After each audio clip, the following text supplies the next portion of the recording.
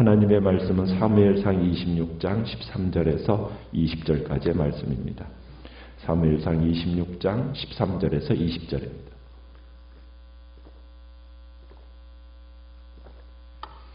사무엘상 26장 13절입니다. 이에 다윗이 건너편으로 가서 멀리 산 꼭대기에 서니 거리가 멀더라.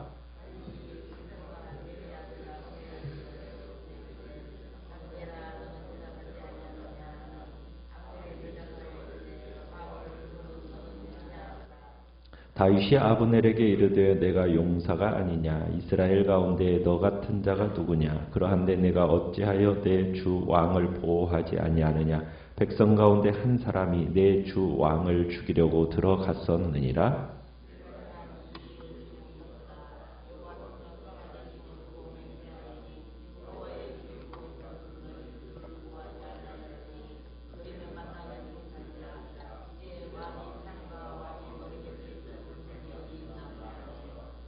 사울이 다윗의 음성을 알아듣고 이르되 내 아들 다윗아 이것이 내 음성이냐 하는지라. 다윗이 이르되 내 주 왕이여 내 음성이니이다 하고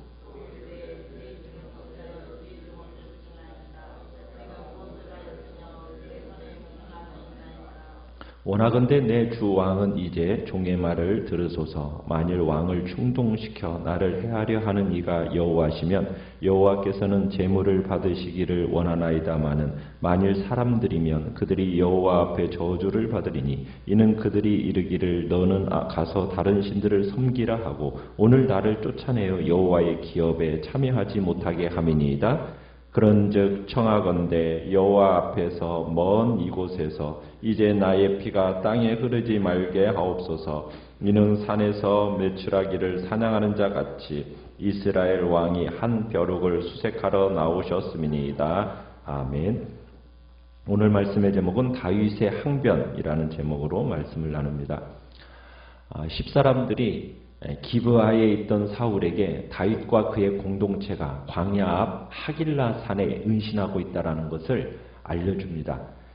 사울은 이 신고를 받자마자 지난번처럼 또 3,000명의 군사들을 동원해가지고 10광야로 군대들을 몰고 내려가게 되죠. 사울은 저녁이 되어서 모든 군사들과 잠을 청하게 되었습니다. 겹겹이 둘러싸여 있는 적진에 그런데 이 다윗과 아비새가 들어가게 되죠. 그런데 놀라운 것은 뭐냐면 그 많은 군사들을 통해 들어갔지만 본문에 보면 아무도 눈치를 채지 못했다라는 거예요. 깨거나 알아보는 군사가 하나도 없었다는 겁니다. 그래서 어디까지 가게 됐습니까? 사울의 머리맡까지 다윗과 아비새가 가게 되었어요. 자신의 목숨을 노리는 사울, 그 원수 사울을 얼마든지 죽일 수 있는 절호의 기회가 찾아왔던 겁니다. 그럼에도 불구하고 다윗은 그 절호의 기회를 살아계신 하나님께 맡깁니다. 그래서 다윗은 아비새에게 사울의 곁에 있는 창과 물병만 들고 나아가자고 이야기했고 다윗은 사울의 머리맡에 꽂혀있던 창과 물병 하나만 챙겨가지고 건너편 골짜기로 넘어가게 되죠. 때는 밤입니다. 얼굴을 알아볼 수는 없지만 목소리는 서로 들을 수가 있어요. 그래서 13절에 가보면은 다윗이 이제 건너편으로 가서 멀리 산 꼭대기에 서게 되고 거기서 사울의 진영의 군대장관인 아브넬을 큰 소리로 부릅니다. 아브넬아 너는 대답하지 아니하느냐 하고 부르는 거죠. 그러자 아브넬이 답변을 합니다. 왕을 부르는 너는 누구냐 하고 되묻습니다. 그러니까 아브넬이 사울의 목숨을 보호해야 할 책임이 있는 경호대장이거든요. 그런데 왕이 잠이 들었을 때 이 경호대장이 같이 잠이 들어 있었다라는 거예요. 그래서 다윗이 아브넬에게 사울 왕을 호위할 책임을 진 자로서 어찌해서 왕을 보호하지 아니하느냐 다그치는 겁니다. 다윗이 지금 그걸 지적하는 거죠. 이스라엘의 최고의 용사가 고작 이것밖에 되지 않느냐. 그러면서 이제 사정없이 다그치는 겁니다. 그러면서 15절에 백성 가운데 한 사람이 내 주 왕을 죽이려고 들어갔었다. 이렇게 말하는 거죠. 그러니까 이 다윗이 어떻게 보면은 아브넬의 근무태만을 실책하는 겁니다. 그러면서 여호와의 살아계심을 두고 맹세하기까지 하면서 여호와의 기름 부음을 받은 자를 위험에 빠뜨렸으니까 이것은 하나님 앞에 죄를 지은 것이다 라고 강조하면서 너는 죽어야 마땅하다, 이런 식으로 철저하게 아브넬을 연박주고 있습니다. 그러면서 아브넬에게 말을 합니다. 사울 왕의 머리맡에 있었던 창과 물병이 어디 있는지 한번 점검해 보라고 이야기하는 거죠. 마땅히 군왕인 사울을 정말 목숨 걸고 보호해야 할 책임이 있으면서도 그 직무에 충실하지 못한 이 군장 아브넬을 책망하고 있는 겁니다. 자, 그렇게 골짜기 하나를 두고 서로 큰 소리로 대화가 오고 가니까 사울이 잠에서 깼어요. 사울이 자기를 향해서 먼 편에서 이렇게 소리치는 인물이 다윗이라는 것을 알아차립니다. 그래서 17절에 보면 이 사울의 이 마음이 일시적으로 적대 감정이 이렇게 억제되는 것을 또 경험하게 돼요.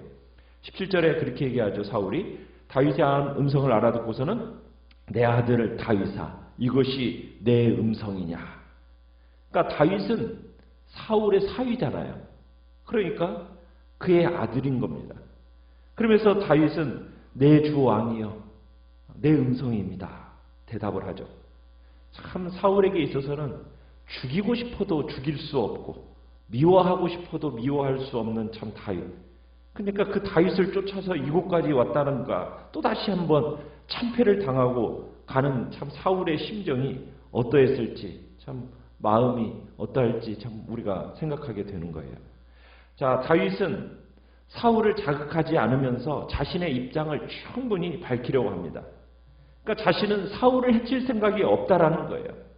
그러면서 지금 자신을 죽이려고 추격하는 이 사울의 태도를 비판합니다. 18절에 내 주는 어찌하여 주의 종을 찢으시나이까? 내가 무엇을 했습니까? 내 손에 무슨 악이 있습니까? 그러니까 다윗은 자신의 결백, 그리고 결코 자신은 사울의 적이 아니다라는 것을 다시 한번 호소하는 거죠. 그러면서 거기서 표현하는 것 중에 내 주는 하고 그 다음에 주의 종을이라고 이렇게 부르고 있잖아요. 이런 관계, 참으로 당신은 나의 주시고 나는 주의 종입니다 라고 주지시키면서 다윗은 사울이 이성을 되찾기를 바라면서 자신을 찾아 죽이려는 이 사울의 의지가 어떤 것인지 한번 생각해 보라는 거예요.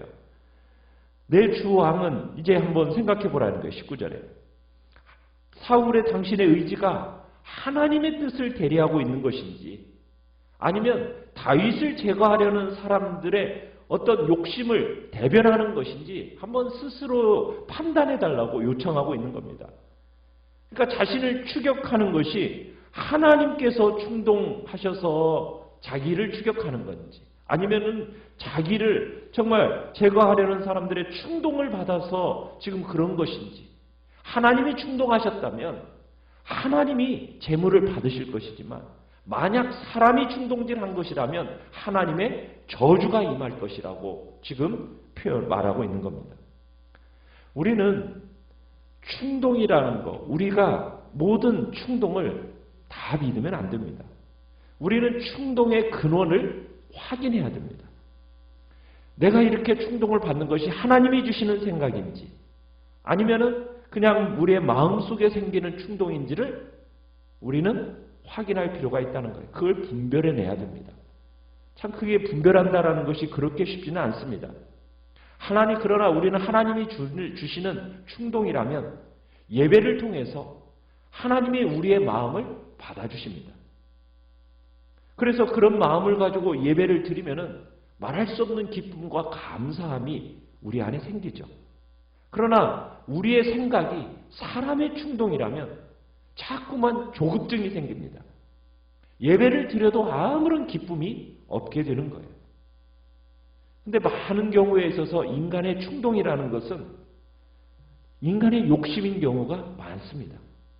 특히 길을 찾지 못할 때 너무나 많이 이것저것을 시도해보고 싶은 충동이 생기잖아요. 사람이 일단 생각이 복잡해지면 그건 사람의 생각일 가능성이 많습니다. 그래서 다윗은 제사를 드리면서 그 마음의 근원을 확인해 보라는 거예요. 하나님이 기뻐하시는 그 제사를, 하나님이 기뻐하는 제사는 받으시지만 기뻐하지 않으신다면 그 응답이 없을 거라는 거예요. 그래서 우리의 마음속에 일어나는 충동을 예배를 통해서 확인해 보라는 거죠. 마음에 예배를 드려도 기쁨이 없다? 그렇다면 그것은 인간으로 말미암은 충동이요. 마음의 기쁨과 감사와 감격이 있다면 그것은 하나님께로부터 오는 충동이라는 것을 예배를 통해서 내 마음속에 일어나는 그 충동을 확인해 보라고 지금 다윗이 얘기하고 있는 겁니다. 생사의 갈림길에서 지금 사울에게 자신의 심경을 토로하고 있어요. 그러면서 다윗이 궁극적으로 관심을 가지고 있는 부분이 무엇인가를 우리가 생각하게 돼요. 그건 뭐냐면 여호와의 기업이라는 것을 우리가 보게 됩니다. 지금 자신을 박해하고 이스라엘 국경 밖으로 지금 추방하려는 이 다윗의 대적들의 박해, 결국 자신을 어떻게 만드는 꼴이 되느냐? 그 19절 하반절에 그러는 거죠. 너는 가서 다른 신들을 섬기라. 결국에는 여호와의 기업에서 자신을 쫓아내가지고 여호와의 기업에 참여하지 못하도록 위협하면서 결국에는 이방 땅에 가서 다윗으로 하여금 이방신을 섬기라고 지금 압박하는 그런 짓이라고 지금 사울에게 호소하고 있는 겁니다. 이때만 해도 사람들은 여호와를 섬기는 것은 이스라엘 영토 안에서만 가능하다라는 거라고 생각을 했어요. 그래서 이스라엘 영토 밖으로 결국 쫓겨나는 것은 하나님을 섬길 수 없고 이방신을 섬길 수밖에 없는 객이 된다라고 생각한 것이 이 당시 이스라엘 사람들이 가지고 있던 신앙입니다. 그러니까 다윗도 그런 거예요. 결국 이스라엘에게 주신 이 여호와의 기업 땅에서 자기가 쫓겨나면 결국에는 하나님을 못 섬기고 내가 다른 이방신을 섬길 수밖에 없는데, 내가 신앙적인 위기를 초래할 수밖에 없는데 나를 제발 이 하나님의 임재에 계신, 정말 하나님의 눈동자가 새초부터 새말까지 지켜주시는 땅, 이 가나안 땅에 제발 나를 머물게 해달라고. 하나님의 약속에 깃든 이 땅, 하나님의 임재가 있어서 특별하게 풍성하게 하나님의 임재를 느낄 수 있는 이 땅, 이 땅에 제발 나를 머물 수 있게 해달라고 지금 나를 쫓아다니지 말아달라고 지금 얘기하고 있는 겁니다. 그러니까 구약 성경은 온 세계가 다 하나님에게 속해 있죠. 그렇지만 이스라엘은 특별한 의미로서 하나님께 속해 있었던 겁니다. 그래서 이스라엘 땅에서 추방된다라는 것은 하나님의 특별한 임재, 하나님의 그 보호와 동행으로부터 끊어진다라는 것을 의미하고 있는 거예요. 그래서 다윗은 사울로 하여금 지금 자신을 여호와를 섬길 수 없는 이방 땅에 가서 이방신을 섬기라고 하는 이 저주의 상황의 부당함을 호소하고 있는 겁니다. 그러면서 20절에 또 얘기하는 바는 뭐냐면 다윗은 자신의 그 무죄한 피가 이스라엘 땅에 흘러서 이스라엘 땅을 더럽히지 않게 해달라고 지금 간청하고 있는 겁니다. 지금 하나님의 눈동자가 새초부터 새말까지 지켜주시는 땅, 이 하나님의 기업이라 하더라도 죄 없는 자의 피가 흐르면은 이 거룩한 땅이 더럽혀지게 된다라는 것을 지금 의미하고 있는 이야기인 거예요. 그러니까 하나님이 주신 기업의 땅이라도 무죄한 자의 피로 가득 차게 되면 더 이상 하나님의 임재와 하나님의 보호를 기대할 수 없는 땅이 되어버리니까 제발 자신의 피가, 이 무죄한 자의 피가 이 땅에 흐르지 말게 해달라고 지금 사울에게 호소하고 있는 거죠. 그러니까 어찌하든 자신은 이방의 나라로 도망가지 않게 해달라고, 제발 이스라엘의 지경 안에 머물게 해달라고. 이게 지금 다윗의 간절한 소망이다라고 지금 피력하고 있는 겁니다. 지금 다윗이 있는 곳이 어디예요? 이방 땅으로 도피하지 않으면 안 될 만큼 이스라엘의 지금 국경의 남당까지 지금 쫓겨 있는 상태거든요. 그런 자신을 추적하는 사울을 뭐에 비유하고 있습니까? 사냥하는 자 하면서 사냥꾼에 비유하고 있어요. 자신은 뭐라고 비유하고 있습니까? 그 사냥꾼에게 쫓기는 메추라기 같다. 이렇게 표현하고 있죠.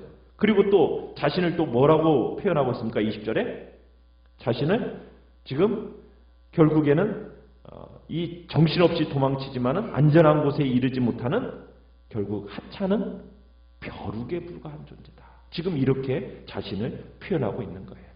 3,000명이나 되는 군대를 몰고 와가지고 끝까지 쫓아오는 이 사울의 이 채통이 말이 아니다라는 것을 상기시키고 있는 거죠. 제발 자신을 더 이상은 쫓지 말라고, 제발 돌아가 달라고 지금 호소하고 있는 것입니다.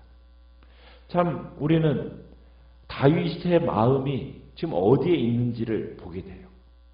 생사의 갈림길에서 사울에게 자신의 심경을 토로하면서 결국 궁극적으로 관심이 있었던 부분은 무엇입니까? 여호와의 기업이었어요. 여호와의 기업. 이 여호와의 기업을 위해서 지금 다윗이 부당한 지금 고난도 인내하면서 견뎌가면서 있었던 거예요. 그러니까 삶의 어떤 정황 속에서라도 우리는 하나님의 뜻, 하나님의 나라 그것을 사모하면서 정말 우리는 그런 충성스러운 마음을 잃지 않도록 도와달라고 주님 앞에 기도하며 나가시길 바랍니다. 우리의 마음이 정말 세상의 다른 어떤 것이 아니라 그 여호와의 기업에 거하는 것, 주님과 동행하는 것, 그것이 내 삶의 전부요. 내 삶이 주님 앞에서 유일한 그것이 소망임을 주님 앞에서 이 시간에 고백하며 나가시길 바랍니다. 말씀을 생각하면서 기도하시고요. 연약하고 기도하시고요.